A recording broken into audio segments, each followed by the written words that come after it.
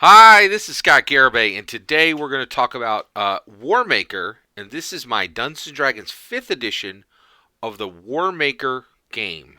Actually, specifically, it's a tabletop war gaming engine, and we're going to talk about it today and get into exactly what it is and why every dungeon master should own this book. All right, so what is Warmaker? Really interesting question. So, Warmaker is a tabletop wargaming engine. It's really brilliant, actually. It's brought out by Runehammer Games. They make Index Card RPG, which is one of Beyond Dungeons and Dragons. It's my favorite tabletop role playing game in all history. I buy every single product Runehammer makes. Every single product. I don't say that about a lot of companies. Um, so this was created. The art was done by Brandish Gilham. What's really fascinating is there's no author on this book, and I think this is the future of tabletop role-playing games. Now, why would you do no author on a book? Well, just talk to Wizards of the Coast. They've had to change. They've had you attach the wrong person to a product, you might have a problem a few years later when that person turns out to have a problem, right? That absolutely has already happened with Dungeons and Dragons 5th edition. There are people who own players' handbooks with one name crossed out on the authors list. So I think it's really interesting. This game has no author listed. It's really fascinating, right? Okay, so let's get into this. Let's talk about Warmaker. So why should every dungeon master own Warmaker? So let me explain what it is first, and then I'm gonna walk you through why this is so important to your Dungeons and Dragons 5th edition game. Okay. All right. So first of all, what this is exactly is pretty freaking brilliant. All right. So one thing, if you're a Dungeons and Dragons player, right, you have gone to if you're a Dungeons and Dragons dungeon master, excuse me, you have definitely found your way into an FLGS at one point or another. Okay, and if you've been there, you've seen a game that is probably D&D's biggest competitor, which is Warhammer. Warhammer 40, which specifically is Warhammer 40K. Warhammer 40K is a hexscape of misery. It is so I think a lot of DMs are exactly like me, and they've tried to play Warhammer, and Warhammer is just abominable. It's a horrible game. So here's the thing: you pay hundreds of dollars to get an army that you're going to have a lot of time even putting it together, and then you're going to have an even worse time painting it, and you're going to spend like 20, 40 hours before you even hit the table. It's pretty horrible, right?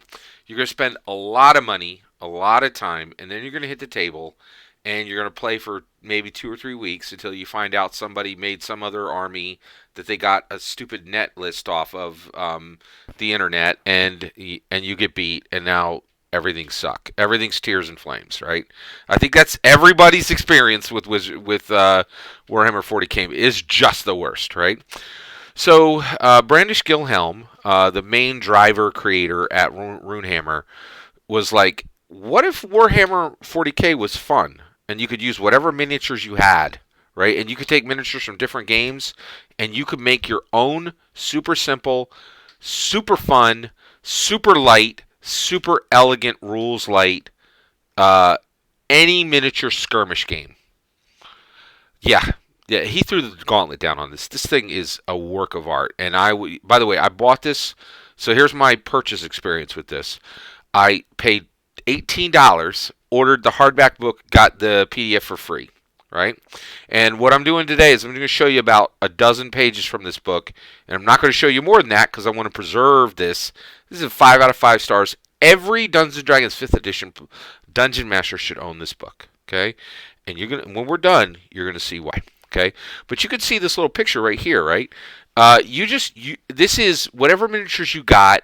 This is even hacking your own miniatures together, bringing in miniature, getting some Warhammer 40K miniatures and playing that against a War Machine Primals army. Like that's what you can do with this, and you could do it. The entire book is less than 100 pages long.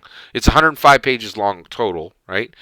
And you can put together a super fun miniatures game in literally a day, right? And play it for months and switch out your figures and buy figures here and buy figures there. It's everything people wish Warhammer 40K was. And it's absolutely brilliant. It's an absolute curb stomp to the entire wargaming industry. It's incredible. Now, does that mean this is going to take everybody by storm? No. It's too brilliant. It shines too bright, and almost nobody understands what Runehammer is doing, right? There are like um, Velvet Underground, I think is the band. It's like Velvet Underground is the band that your favorite band listen to build their sound, right? Like Runehammer is just their frequency is so bright and so banging, like it's too brilliant to survive in this world, right? And so it's a real sleeper hit, right? Unfortunately. All right, so let's get into what this thing is, right? The rules for your game fit like on 5 pages. It's ridiculous, right? So basically, they break it down. Like basically, you have 3 turn types. You have an attack, a move, and a charge, right? And an attack, yeah, it's either attack, move, charge, or dash, right? And I'll show you. I'll give you and I'll show you. Actually, let's get the movement down.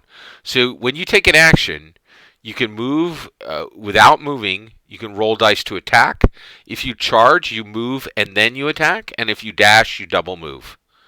Brilliant, super sweet. Very very quick, right? Back to the rules here. Hit dice. You have 1 dice for every member that's in your force, right? So like if you have a force with 3 dwarves in it, you get 3 dice to roll, right? Each of your forces has an ability. So each of your crew, your little crew of guys, has an ability. And then you have heroes and you have elites, right? And I'll show you a little bit more about them. You have terrain, and attacks are either ranged or melee. And there's like super simple, super direct rules for melee attack, ranged attack. Then there's combined attack, and then also you can bring in reinforcements, right? And so like I'm not kidding. This is 20 pages of Warhammer rules in a single sheet. It's beautiful. It's a work of art, right? When it comes to rules design, right? What are the abilities for your forces, right? Your forces can have agile, ignore rough terrain, artillery, when hits are rolled on a ranged attack, divide them into an array between target and range. Banner, allies attacking this force, target reroll misses, right? Allies attacking this force's target, reroll misses. So you know that guy with the flag who runs, that lady who runs across the battlefield with a flag, right? Basically, all the allies that are attacking this force's target reroll their misses, right? That is the best description of Banner I've ever seen. Berserk, demolish, evasiveness, fast, right? These are all, and here's the second ability sheet, right? You got heat vision, massive power up, right? Signal. And basically what you're looking at here is you are looking at every kind of attack. It doesn't matter if it's magical, doesn't matter if it's melee, doesn't matter if it's ranged, with little tweaks here and there, right? And when you've done reading this game, you can take your monsters in D&D 5th edition and you can compress the 1-page monster description to literally the size of an index card, right? And you can create your own monsters on the fly, and you create your own monster forces on the fly. And it's done so much faster and so much better than the DMG will ever get you close to, or the player's handbook will ever get you close to. So why would you use this? Why wouldn't you just run with Dungeons & Dragons? Well, it's speed, okay? Here's the thing. Netflix is winning the world right now. And the reason why is they have the most content and they have the most frequent content, right? And that part where they put out new content at a faster rate than anybody else. In your Dungeons & Dragons game, if you're using those stodgy, crusty, complicated, arbitrary rules from Dungeons & Dragons to run your game, and somebody else is reading this book and then bringing these brilliant, super tight, super elegant rules light shifts into their D&D game, their D&D game is going to outshine your D&D game any day of the week, right? Now, the reality is you can't run Warmaker, right? Because how are you going to run Warmaker, right? You're going to be like, hey, Warhammer 40K? What if we played Warhammer 40K and it was just fun and simple and we didn't both spend 50 hours and $500 to play for 3 weeks? What if we just spent 5 hours, and $50 and played for 5 months. People will go, "You're crazy. Why would I not spend 50 hours and $500?" Right? And that's what people do. Like, people just don't. The whole world is filled with brilliant things that die. Andrew Yang, right? His campaign. Most brilliant candidate on the Democrat side. Never made it, right? The brilliant things in this world are buried. These are the real treasures, right? Bring this brilliance to your Dungeons and Dragons 5th edition game. It's incredible. All right. So this game talks about your forces, right? Your regular forces have one ability. Your heroic forces have 2 ability, roll 3 dice each, and take 3 hits to kill. Your elite forces have 1 member, 3 abilities, roll 6 dice, and take 6 hits to kill. Just brilliant. Like, this game is so fast and so sweet. All right, Warmaker breaks down some things into these. You know what? Let me cover terrain first. Terrain. The book has like 6 different pages like this where it just shows you super fast terrain builds, right? And how to make compelling terrain that tells a story. And this book does it so much faster and so much better than Dungeons & Dragons ever could. It's a must-have for every Dungeon Master, right? And then, so let me show you the war sheet. The war sheet is so brilliant. Brandish Gilhelm said that every war has four points: the spark, the retaliation, open war, and the final front. Matt Colville's out there writing 200-page books on, mass combat. Brandish Gilhelm does everything he did in 100 pages and more. Right? It's just so tight. It's tight as a drum. The story, the terrain, the special, what do you need to win? Right? It's brilliant. Brilliant, brilliant, brilliant. And you could use these sheets right out of Warmaker and build a tight, cool, compelling war narrative for your story. You know where you could use this in? You could use it in Explorer's Guide to Wildemount. There's a war in Explorer's Guide to Wildemount. How does that war fold out? Who knows? Matthew Mercer didn't put it in the book. He's like, just make some crap up, right? Brandish Wilhelm shows you exactly how to do it. And here's a guide sheet, right? What's next? The crews, right? This is brilliant. Look at this.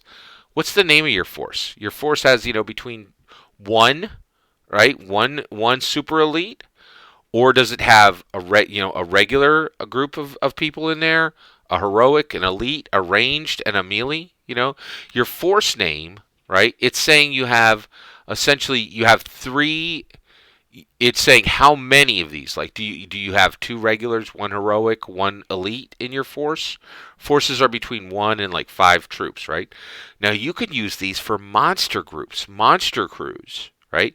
For NPC crews, and on one sheet you can give yourself 8 different crews, all kitted out. You got your names, everything's there, everything you need to run. Right, and then you scale them. This book is so tight and so well designed. I really think Brandish Gilhelm is only real competition in the entire industry is John Harper.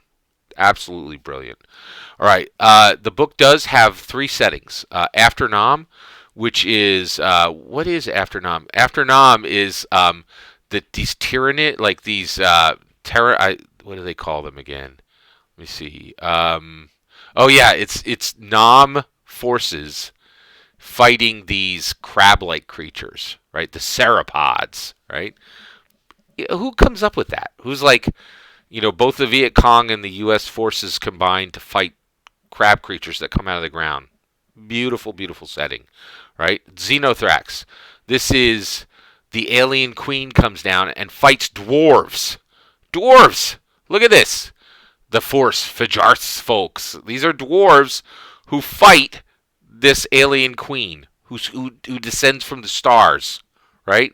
The last one is Onyx. The Onyx incident is a mecha campaign, right? A mecha setting, right? And this one is these lizard Krell fighting these mechas, right? And it's kind of like an alien concept.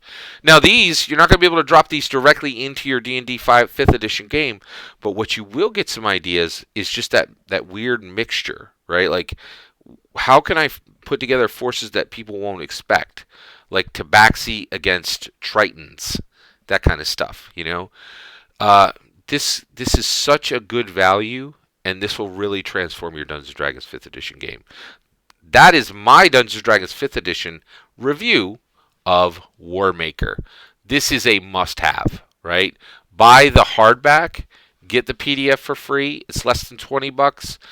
It is just the most beautiful game. One of the most beautiful, definitely my favorite game of 2021. Without it, I think this came out in 2020. So this is my favorite new tabletop role-playing game adjacent book from 2020. I'd love to hear your thoughts. What do you think about Warmaker? Have you tried it? If not, what's your experience with Warhammer? Did you actually have a different experience than I did? I'd love to hear it. Let me know in the comments below. Please consider liking and subscribing, and have a wonderful millennium.